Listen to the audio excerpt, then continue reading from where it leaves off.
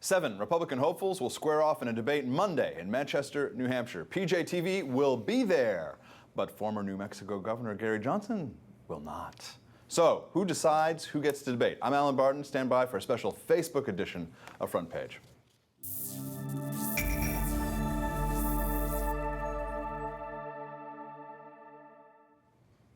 Joining me in PJTV studios, Yaron Brook, president of the Ayn Rand Center for Individual Rights, and Terry Jones, associate editor of Investors Business Daily. All right, gentlemen, PJTV will be offering live coverage of Monday's Republican debate, but not all the candidates will be on the stage. Among those excluded, declared candidate Gary Johnson, an outspoken advocate for smaller government, lower taxes, and drug war reform. So, we asked our Facebook fans what they thought of this decision by CNN, and we got some answers. Sam Cox had this idea for the former governor. Just because he won't be allowed on the debate stage doesn't mean he's locked out of the debate. Johnson should simulcast his own answers to the debate questions and later post them on YouTube. All right, there is a modern media solution. Like, who needs a physical body in a physical location? Not with the web. You can be anywhere at any time. What do you think, Terry?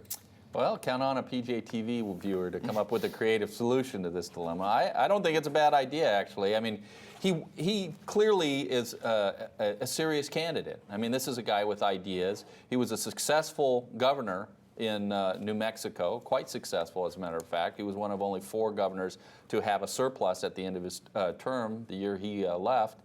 So, you know, he should be included in this. Those are resume, you know, that's a resume that I think can get you into this. Now, whether he should do this on the web or not and answer every question or not, that's a different matter. But you know, he should do something to get his name out there. Why doesn't PJTV CGI him into the debate?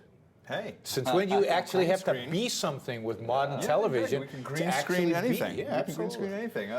We have another Facebook fan, Justin Thomas Trombley, who says, if he is not there to share the same principles as Congressman Paul, then Congressman Paul is more likely to sound like the lone extremist. So sort of a conspiratorial flair there.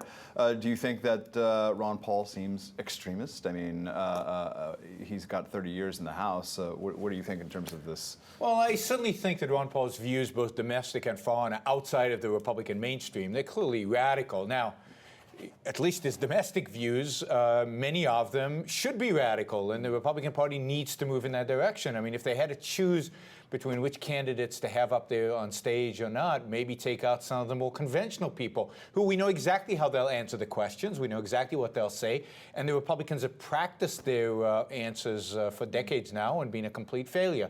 So what we need in the Republican Party is some new, fresh, more radical ideas to move us towards smaller government, limited government. And I think Gary Johnson will be missed. And I think the fact that there's more than one voice, in addition to Ron Paul, about limited government up on stage would be a good thing, not a bad thing. All right, that's all the time we have. So, ladies and gentlemen, please check in with us on Monday for that live debate. The streaming coverage of it begins at 7 p.m. Eastern, 4 p.m. Pacific, and the lovely Alexis Garcia will be in New Hampshire, coming live from the Spin Room. And here at PJTV Studios, Stephen Green, James Polis, Brian Preston, and our other great hosts will be bringing you news and reaction. Let us know if you think the governor should be allowed in the debate and how he should handle having been excluded. Help get your friends the right media and their social media. Make sure you let them know about Front Page and PJTV. For Terry and Yaron, I'm Alan Barton. Thanks for watching.